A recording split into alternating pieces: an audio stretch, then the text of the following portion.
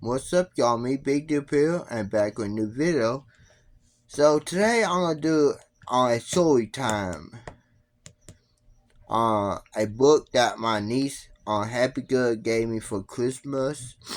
It is called the Moon Princess. So I may do about one or two chapters of it. So let's get started.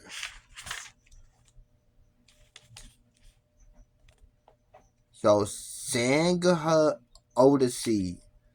Selena, invisible doll Rufus, had fallen asleep on her lap. Third class, the little fennec murmured contentedly before sinking his nose into Selena's legs. The dull roar of the plane's engine had sent him to sleep, his long black fluffy ear twisting as he dreamed. Selena stroked his throat. She was glad Rufus was with her. Her invisible friend had been by her side for as long as she could remember. Excuse me.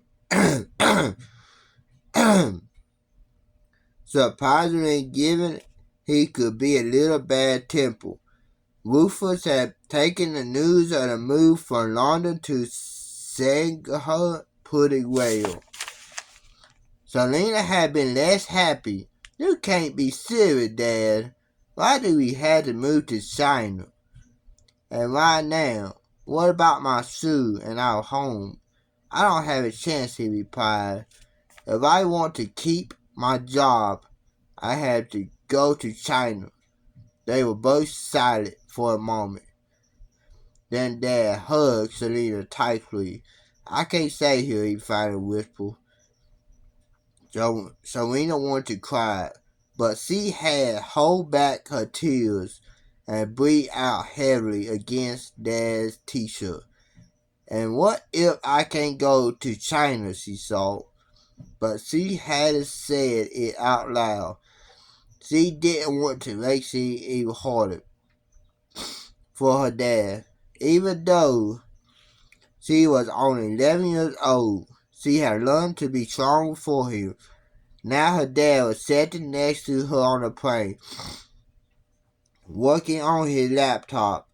The small light above his seat was on. He took off his glasses briefly and rubbed his eyes. He looked tired and sad. Serena gazed out of the window into the dark side, Rufus licking her hand in his tree. It was one of his little habits. Stop it, Rufus. That tickles, she said with a smile. Her dad looked across at her, tired and irritable. Serena, we'll talk about this. You're gonna have to stop this nonsense. Rufus growled softly, shutting away. Nonsense. Is that all I am? I can go if you want, but who will keep you company then? While your dad works and works and works. Sure, Rufus. Serena whispered softly. It's hard for him to understand. Then more loudly she said, It's fine, Dad. I'll be quiet now. You need some real friends, said her father with a frown. You can't keep up this foolishness about an invisible doll. What will people think if you go around talking to yourself? It needs to stop. Serena's dad used to make jokes about his daughter having an invisible friend, but now everything was different. Serena sighed and closed her eyes. A moment later, she heard Dad tapping away on his keyboard. Mom had already laughed when Rufus appeared. She couldn't see or hear him. Of course, only Serena knew when her invisible friend was with her.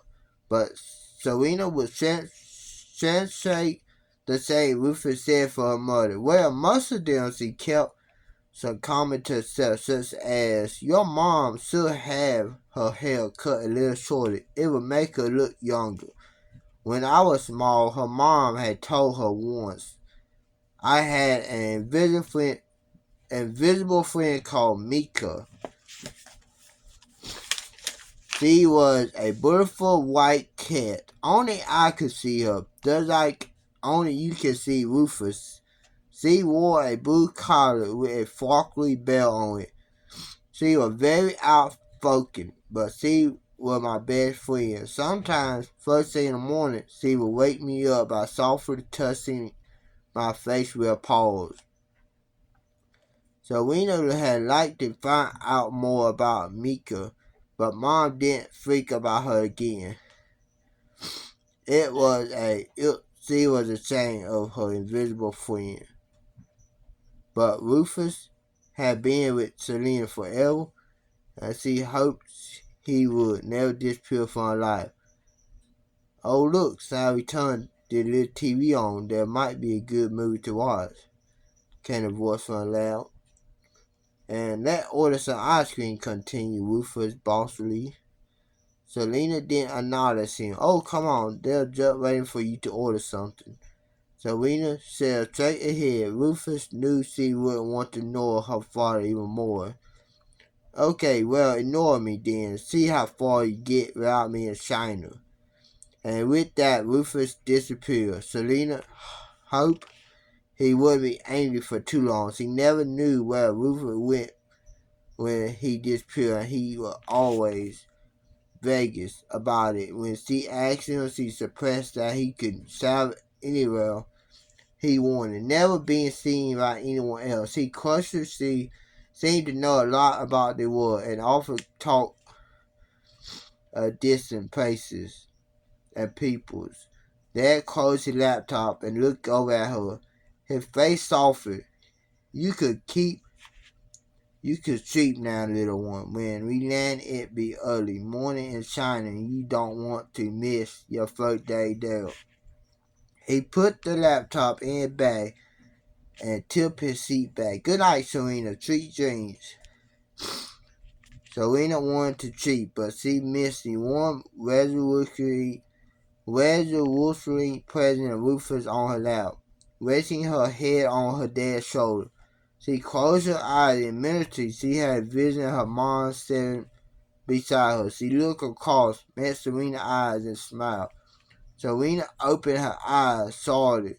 It had felt so real that she wanted to be lying Mom's arm, touching her long blonde hair, so similar to her own hair. She could no longer hold back the tears. Serena didn't know how she managed to get from the plane to the taxi. She hadn't fallen asleep until the early morning light was shining through the plane windows. Before she had closed her eyes, she had just seen for her. Serena returned his smile sadly and lifted her hand to the window in greeting. Ah, you are awake, sweetheart, said Dad, smiling at her and putting his arm around her shoulder. We'll soon be at our apartment building. I hope you'll like it. It where your mom lived when she say in Sanker Hole. The car finally stopped outside a tall modern building, and Serena and her father stepped out of the car. Serena held on tightly to her dad's hand. The busy road was full of unfamiliar sounds and smells, and she felt suddenly overwhelmed by it all. She imagined her mother here, but her fair hair blowing in the wind. Mom had liked the new buildings, even though she was an expert on ancient Chinese work or art. Serena felt comfort. She liked the feeling of her father and her mom's footsteps entering the building lobby. The taxi driver carried their luggage into the elevator before he returned to the car. Serena farted. Then pressed the button to take them to the 15th floor. We're at the end of chapter 1, y'all. Hope everybody has enjoyed. And stay tuned for chapter 2 of the Moon Princess and everything. Bye, y'all.